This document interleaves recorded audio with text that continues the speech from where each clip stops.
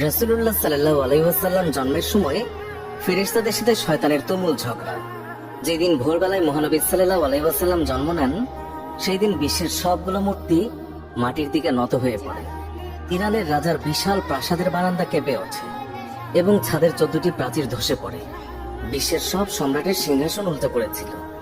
বিশ্বের সব রাজা বোমা হয়ে পড়েছিলেন, অর্থাৎ তারা কথা বলতে পারছিলেন না। সেদিন গণকদের সব জ্ঞান লুপ্ত হয় এবং জাদুকরদের জাদুগুলো অকার্যকর হয়ে পড়ে। বিশ্বনবী সাল্লাল্লাহু আলাইহি ওয়াসাল্লাম জন্মের সময় শয়তান তার সন্তানদের মধ্যে আর্তনাদ করে ওঠে। ফলে সবগুলো শয়তান তার কাছে এসে বলে, কেন এত পেরেশান বা উদ্বিগ্ন হয়েছে?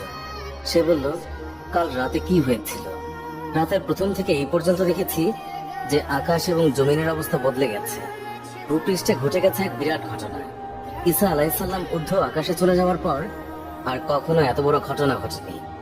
সবাই গিয়ে খোঁজ খবর নাও যে কি ঘটেছে। শয়তানরা চারিদিকে ছড়িয়ে পড়ে এবং ফিরে এসে বলে, কই, কিছুই তো দেখলাম না। বড় শয়তান বা শয়তানের নেতা তখন বলল, এই বিষয়ে খোঁজ খবর নেওয়া আমাদের কাজ। আর তারপর সে পবিত্র মক্কার কাবাঘর সংলগ্ন অঞ্চলে আসলো। সে দেখল যে ফেরেশতারা কাবাঘরের চারিদিকে ঘিরে রেখেছেন। শয়তান সেখানে ঢুকতে চাইলে ফেরেশতারা হুঙ্কার দিলেন। ফলে সে ফিরে আসে এবং চড়ুই পাখির মতো ছোট হয়ে হেরা পর্বতের দিক থেকে সেখানে প্রবেশ করে। জিবরাইল আলাইহিস সালাম বললেন, ওরে অভিশপ্ত, ফিরে যায়। সে বলল, হে জিবরাইল, আমার একটা প্রশ্ন আছে, বলতো আজ রাতে কি ঘটেছে? জিবরাইল আলাইহিস সালাম বললেন, সর্বশ্রেষ্ঠ নবী মুহাম্মদ রাসূলুল্লাহ সাল্লাল্লাহু আলাইহি ওয়াসাল্লাম আজ রাতে জন্ম নিয়েছেন। শয়তান প্রশ্ন করল, তার মধ্যে কি আমার কোনো কর্তৃত্বের অংশ আছে? সে তথা ইবলিস বা শয়তান আবার প্রশ্ন করল, তার উম্মতের মধ্যে কি আমার কোনো অংশ আছে? জিবরাইল আলাইহিস সালাম বললেন, হ্যাঁ। ইবলিস বলল, আমি সন্তুষ্ট হলাম। হযরত হালিমা বর্ণনা করেন, শিশু মুহাম্মদ রাসূলুল্লাহ সাল্লাল্লাহু আলাইহি ওয়াসাল্লামকে আমার গৃহে আনার সাথে সাথেই রহমত বরকত প্রকাশ হতে লাগলো। এত পরিমাণ দুধ নির্গত হলো যে রাসূলুল্লাহ সাল্লাল্লাহু আলাইহি ওয়াসাল্লাম এবং তার দুধ ভাই একান্ত তৃপ্তির সাথে দুধ পান করে ঘুমিয়ে পড়তেন। আর উটনির দিকে চেয়ে দেখতে পাই সেগুলোর স্তন দুধে পরিপূর্ণ হয়ে গেছে। বিবি হালিমা বলেন, আমার স্বামী উটনির দুধ দহন করলেন এবং আমরা তৃপ্তির সাথে তা পান করে সারা রাত আরামে কাটালাম।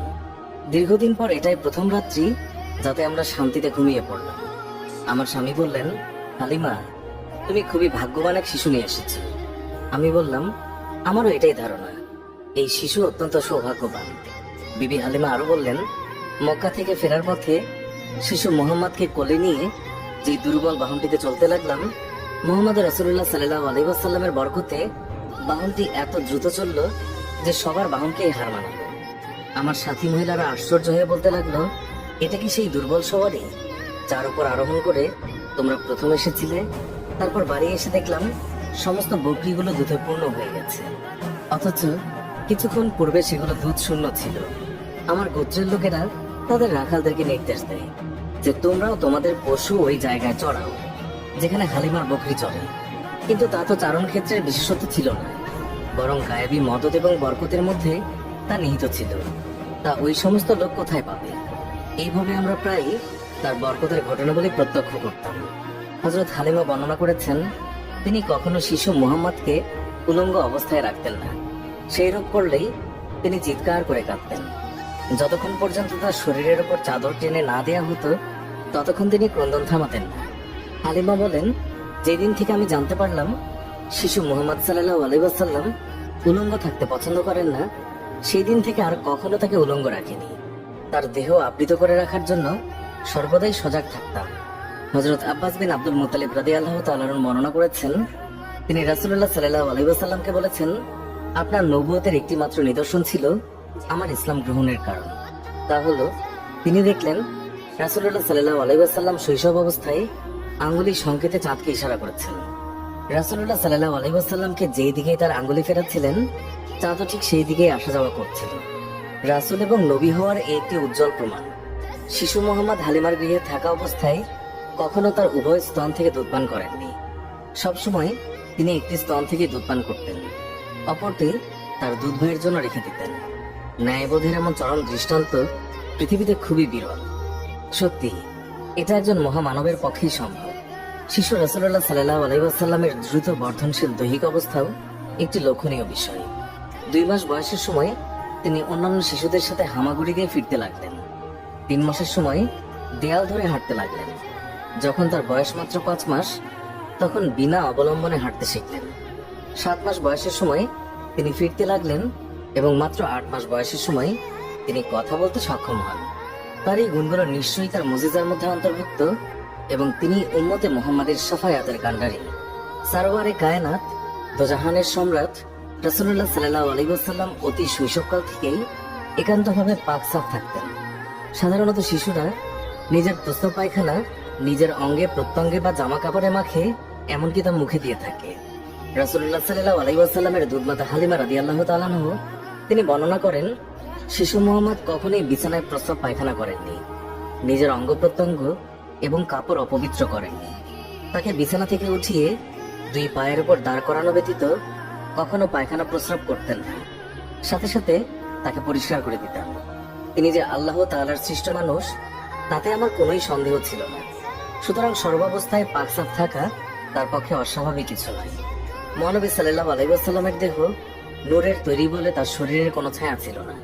মানুষের ছায়া কত ময়লা আবর্জনার উপর পতিত হয়, কত পশু পাখি অথবা মানুষের পায়ের তলায় ছায়া পতিত হওয়ার সম্ভাবনা থাকে, কিন্তু মহানবী সাল্লাল্লাহু আলাইহি ওয়াসাল্লামের পবিত্র দেহের ছায়া এইভাবে অপদস্থ হওয়া আল্লাহ তাআলার অভিপ্রেত নয়। এই জন্য আল্লাহ তাআলা তার দেহ ছায়াহীন করে তৈরি করেছেন। এই কারণে তার দেহের ওপর কখনোই মাছি বসেনি, কেননা মাছি অপবিত্র বস্তু থেকে জন্ম লাভ করে, তাই মাছির দেহ অপবিত্র। তাই রাসূলুল্লাহ সাল্লাল্লাহু আলাইহি ওয়াসাল্লামের শরীরে এটি কোনোদিন স্থান পায়নি।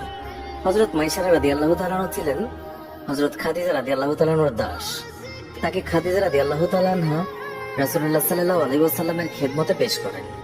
তিনি বিভিন্ন সময় বিভিন্ন অলৌকিক ঘটনা প্রত্যক্ষ করে বিস্ময়ে অভিভূত হয়েছেন। তিনি দেখেছেন রাসূলুল্লাহ সাল্লাল্লাহু আলাইহি ওয়াসাল্লাম যখন পথ দিয়ে চলতেন, তখন একখণ্ড মেঘ তার মাথার উপরে ছায়া বিস্তার করে তার সঙ্গে ভেসে বেড়াত। মানুষের আকৃতির এই যে অস্বাভাবিক কার্যকলাপ, এটা নিঃসন্দেহে রাসূলুল্লাহ সাল্লাল্লাহু আলাইহি ওয়াসাল্লামের একটি অনেক বড় মুজিজা, যা নবীর শৈশবকাল থেকে লক্ষ্য করা যায়।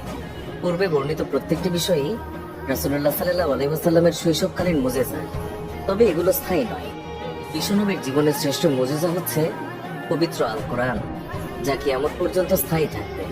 তাছাড়া আমরা তার জীবনে আলোচনা করলে দেখতে পাই, মহানবী সাল্লাল্লাহু আলাইহি ওয়াসাল্লামের পুরো সংগ্রামী জীবনটাই এক অলৌকিকতায় পরিপূর্ণ, যা তার নবুয়তের জন্য যথেষ্ট প্রমাণ বহন করে। সুপ্রিয় দর্শক, এই ছিল আমাদের আজকের ভিডিওটি ভালো লেগে থাকলে অবশ্যই একটি লাইক দিন